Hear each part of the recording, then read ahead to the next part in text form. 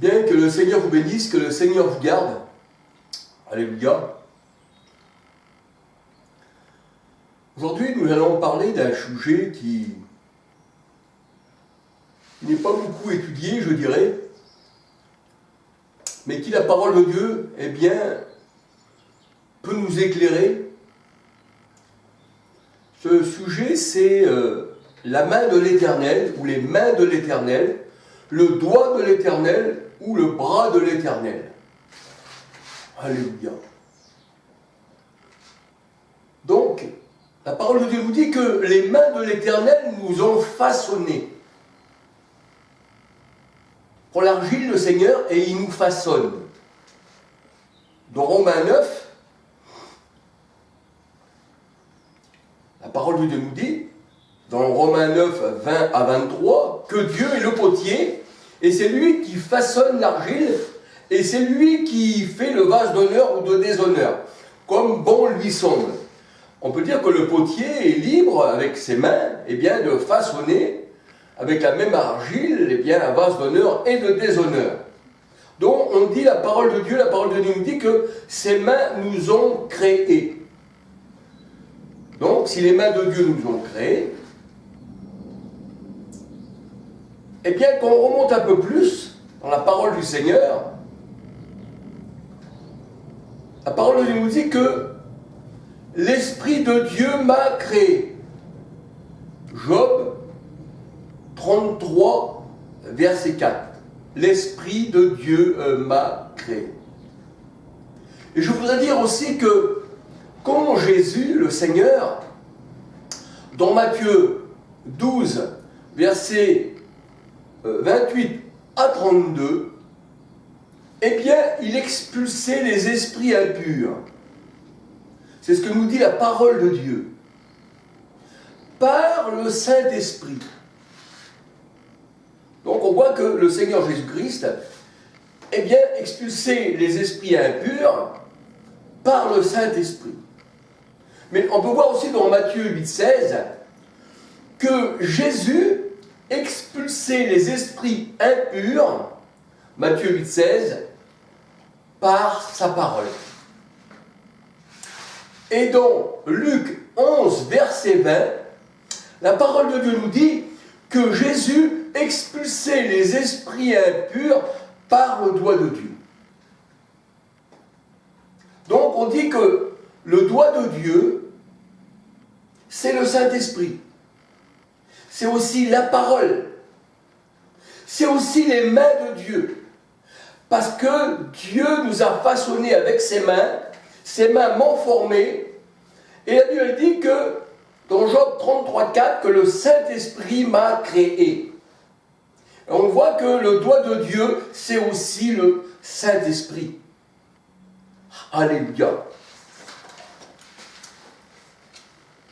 Donc, laissons-nous guider par la parole du Seigneur, pas par la parole de Charles, non, bien sûr, ma parole, à moi, c'est rien, la parole de Dieu est tout. Et bien sûr que, des fois, les paroles de Dieu, par ceux qui ne sont pas du Seigneur, eh bien, ça les étonne que nous parlons d'une manière qui, eux, n'arrivent pas à comprendre. Pourquoi ? Parce que le Seigneur, il dit qu'il se révèle à ses enfants.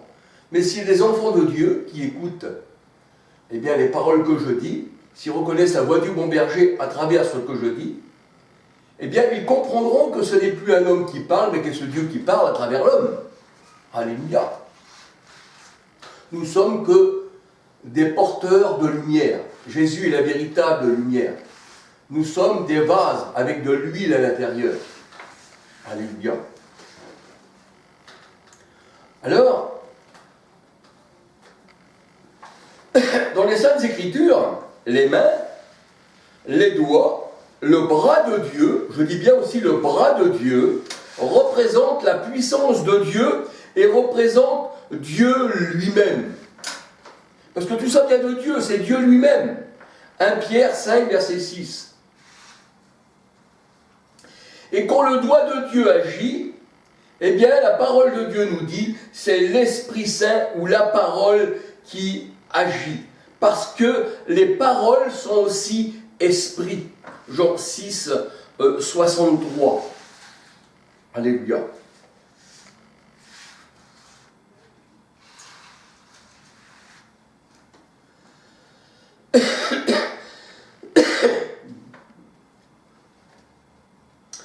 Et la parole de Dieu nous dit, quand le bras de Dieu, de l'Éternel, eh bien, ou la main de l'Éternel s'apaisantit sur les as d'Ossien, il mit la désolation parmi eux. Il les frappa d'hémorroïdes à Asdod et son territoire. Deutéronome 26, verset 8. On voit que le bras de l'Éternel, la main de l'Éternel, le doigt de Dieu, c'est la puissance, c'est le Saint-Esprit, c'est Dieu qui est saint et qui est esprit et qui agit.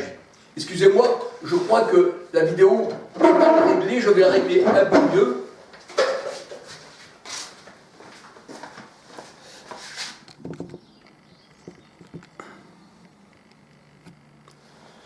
Voilà, je pense que ça ira beaucoup mieux.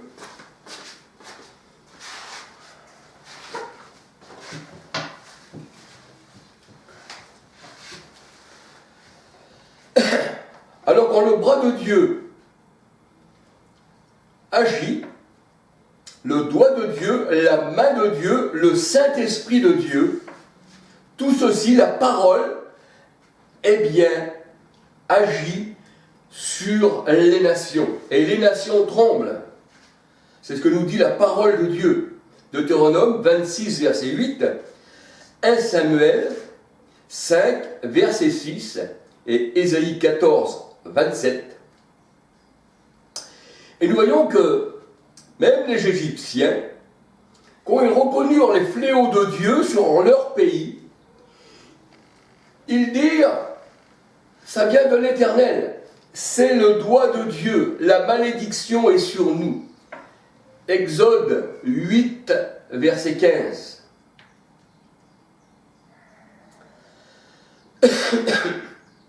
Je vous invite aussi à lire, pour la main de Dieu, Lamentation 2, verset 8, et aussi Exode 7, verset 5.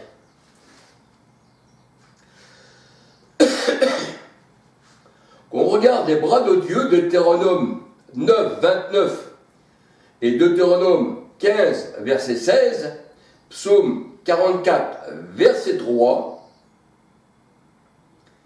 eh bien, on voit que c'est la puissance même de Dieu. Et la parole de Dieu nous dit que c'est le doigt de Dieu qui écrivit les tables de la loi. C'est le doigt de Dieu qui écrivit les tables de la loi. Et quand le doigt de Dieu écrit les tables de la loi données à Moïse, la parole de Dieu nous dit que c'est Dieu lui-même qui écrivit sur les tables de la loi et les donna à Moïse. Donc on dit que le doigt de Dieu, c'est le Saint-Esprit. On dit que le doigt de Dieu, c'est Dieu lui-même. Les mains de Dieu, c'est lui-même. Et le bras de l'Éternel, c'est Dieu lui-même. Exode 31, verset 18. Exode 24, verset 12. Exode 5, verset 22. Exode 34, verset 28. Alors je vous donne pas mal de versets. Pourquoi? Parce que, comme ça, si vous faites des recherches, vous pouvez toujours regarder dans ces versets. La main, le bras de Dieu, Exode 32, 15, 16. Et la parole de Dieu nous dit que Dieu qui est saint a écrit sa loi dans nos cœurs. Sur les tables, le Saint-Esprit a écrit sa loi dans nos cœurs. 2 Corinthiens 3, 3, vers 6. 2 Corinthiens 3, verset 3, 6. Le Saint-Esprit a écrit sa loi dans nos cœurs. Et c'est pour ça que nos cœurs, eh bien, maintenant, sont lavés. Nos cœurs sont lavés par l'eau de la parole. Éphésiens 5, versets 25-26. Et Dieu a mis ses lois dans nos cœurs. Il dit, je les écrirai dans leur cœur, dans leurs pensées. Hébreux 8, 10 et Proverbe 3, verset 3. Et la parole de Dieu nous dit que les commandements de Dieu doivent être liés sur nos doigts, parce que notre main, parce que nos doigts aussi représentent l'Esprit Saint. Alléluia. C'est pour ça que le Seigneur dit, purifiez vos mains, pécheurs, purifiez vos cœurs, pécheurs. Hébreux 10, 22 ou Hébreux 12, 22, je ne m'en souviens plus. Purifiez vos mains, pécheurs, purifiez vos cœurs, pécheurs. Et le Seigneur dit que, eh bien, ces commandements, on doit les lier, eh bien, sur nos doigts et les écrire sur la table de nos cœurs. Hébreux 10, 16. Jérémie 31, verset 33 et Proverbe 7, verset 3. Et c'est ce que dit Paul, il n'a pas écrit avec la plume, mais avec l'encre, mais avec l'esprit, avec la parole qui est esprit, ça a été écrit sur nos cœurs. C'est ce que nous, la parole de Dieu, 3 Jean 13, 2 Corinthiens 3, verset 3, 6 et 2 Jean 12. Donc on peut dire ce que Dieu a écrit dans nos cœurs, il ne l'a pas écrit avec la plume ni l'encre, mais par l'Esprit Saint. Alléluia. En fait, la doctrine des impositions des mains, dans Hébreux 6, verset 2, eh bien, les mains sont liées à l'esprit. Nos mains sont liées à l'esprit. C'est pour ça que le Seigneur a dit, il faut qu'on ait les mains propres. Si on lève les mains en haut, on doit avoir des mains purifiées. Voyez-vous, quand on lève les mains levées, la main levée, elle doit être purifiée par l'Éternel. Parce que nos mains sont aussi le symbole de l'Esprit Saint. Alléluia. Excusez mes lunettes parce qu'ils partent un peu en défaillance. Mais enfin, on fait ce qu'on a. Le principal, c'est qu'on travaille pour le Seigneur. En fait, la doctrine des impositions des mains sont liées à l'Esprit de Dieu et à ses doigts. Parce que nous savons que le doigt de Dieu, c'est l'Esprit Saint. Quand Jésus chassait les esprits mauvais, Matthieu 12, versets 28 à 32, par l'Esprit Saint, il dit dans Luc 11, 20, qu'il chassait les mauvais esprits par le doigt de Dieu. Donc l'Esprit Saint, le doigt de Dieu, la main représente l'Esprit Saint. Luc 11, 20, Matthieu 12, versets 28 à 32. Les mains, symboles de l'Esprit Saint, sont souvent mentionnées dans la parole de Dieu, où ceux qui devaient recevoir l'Esprit Saint, eh bien, sur ces personnes étaient imposées, eh bien, les mains des apôtres, ou dans l'Ancien Testament, les mains de Moïse ou des prophètes. Et quand on imposait les mains, qui est le symbole de l'Esprit Saint, comme les doigts, comme le bras, eh bien, les gens recevaient le Saint-Esprit. Acte 8, 17 à 24, on voit que il y avait un homme qui s'appelait Simon, il croyait qu'on pouvait acheter le don du Saint-Esprit, car il voyait que le Saint-Esprit était donné par l'imposition des mains, dans Acte 8, 17 à 24. Et Acte 19, versets 1 à 6, on voit que Paul, après avoir imposé les mains, il reçut le Saint-Esprit. Acte 9, verset 17. Et c'est pour ça qu'il est recommandé dans la parole de Dieu de ne pas imposer les mains avec précipitation. Ben oui, parce que quand vous imposez les mains à quelqu'un, vous donnez une part de votre personne, une part de votre esprit. C'est ce que nous dit la parole de Dieu. Alors, imposons pas les mains avec précipitation, laissons le Seigneur faire. Mais vous savez, L'imposition des mains, c'est le symbole de l'Esprit Saint. Mais les mains, c'est charnel. Et la parole de Dieu, elle dit que l'Éternel n'a pas de main charnelle, n'a pas un bras de chair. Voyez-vous, la main, c'est simplement symbolique. Alléluia. Il est recommandé de ne pas imposer les mains avec précipitation. 1 Timothée 5, verset 22 et 1 Timothée 4, verset 13. Et les mains posées par Moïse sur Josué, fils de Num, eh bien, l'a rempli du souffle de l'Éternel, l'a rempli de l'Esprit Saint. C'est ce qu'on appelle une communion d'esprit. Deutéronome 34, verset 9. Deutéronome 34, verset 9. 2 Rois 2, verset 9-15. Et Nombre 11, verset 25 à 30. C'est-à-dire l'esprit qui est sur nous, quand on impose les mains, il y a une communion d'esprit qui se fait, et la personne est prise aussi, elle, bien, par le Saint-Esprit. C'est pour ça aussi que la parole de Dieu, elle dit, après avoir entendu la parole, eh bien, le Saint-Esprit tomba sur eux. Pourquoi? Parce que Jésus chassait les mauvais esprits, Matthieu 8,16, par sa parole, mais la parole, c'est aussi le doigt de Dieu, Luc 11, 20, c'est aussi le Saint-Esprit, Matthieu 12, 28 à 32. Donc on voit quand la parole arrive, le Saint-Esprit descend. On voit ça, c'est dans les livres des Actes. Alors, c'est vrai que quand on impose les mains, c'est une communion d'esprit. 2 Corinthiens 13, verset 13. 1 Jean 1, verset 7. Et Philippiens 2, verset 1.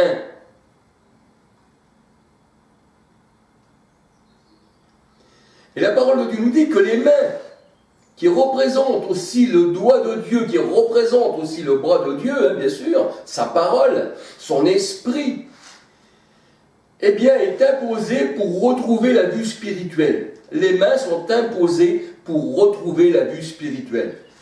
Acte 9, verset 8. Acte 9, verset 8, 9, 12, 17, 18. Acte 9, verset 8, 9, 12, 17, 18. Car la parole de Dieu nous dit que l'esprit c'est la vie. Jean 3, verset 3 à 8. Romains 8, verset 2. Et Jean 3, verset 6. C'est pour ça que quand le Seigneur, eh bien, il a posé les mains à quelqu'un qui était mort spirituellement, il lui donnait la vie, il posait ses mains, il posait ses doigts aussi, des fois, dans les oreilles, pour que les gens y retrouvent une entente spirituelle. Il prenait aussi, avec ses mains, de la boue qu'il mettait sur les yeux, il guérissait les aveugles spirituels qui ne voyaient rien, qui ne connaissaient pas la parole du Seigneur. Alléluia. Dieu est grand.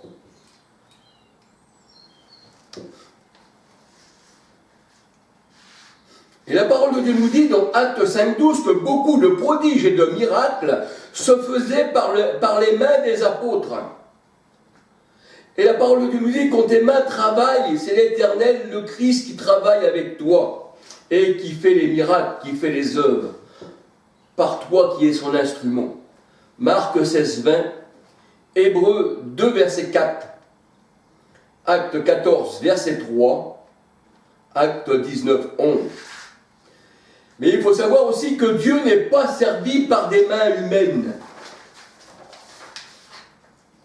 Parce que les mains de Dieu ne sont pas humaines, c'est l'esprit.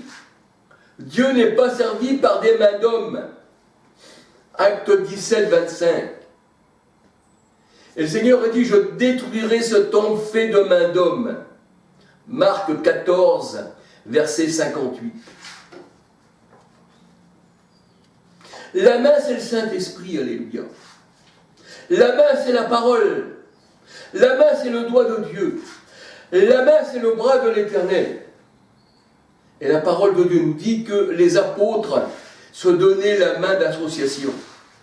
Galates 2, verset 9. Et encore, la parole de Dieu nous dit que les mains des disciples ont touché le Christ. 1 Jean 1, verset 1. Leurs mains ont touché l'Esprit. 2 Corinthiens 3, 17. Parce que les mains, c'est l'Esprit. Or, le Seigneur, c'est l'Esprit. 2 Corinthiens 3, 17. Et celui qui s'attache au Seigneur est avec lui un seul esprit. 1 Corinthiens 6, 13 à 19. Et on peut voir que les mains velues d'Ésaü représentent l'homme charnel, l'homme animal. Celui qui chasse la chair, le gibier, et qui est rejeté de Dieu et qui a vendu son plat d'aînesse. Genèse 27, verset 23. Alors il est vrai que les pécheurs doivent nettoyer leurs mains, leur cœur, Jacques 4, verset 8, Hébreux 10, 22. Pilate, lui, croyait que se laver les mains avec du savon allait les rendre purs. Matthieu 27, verset 24. Mais le savon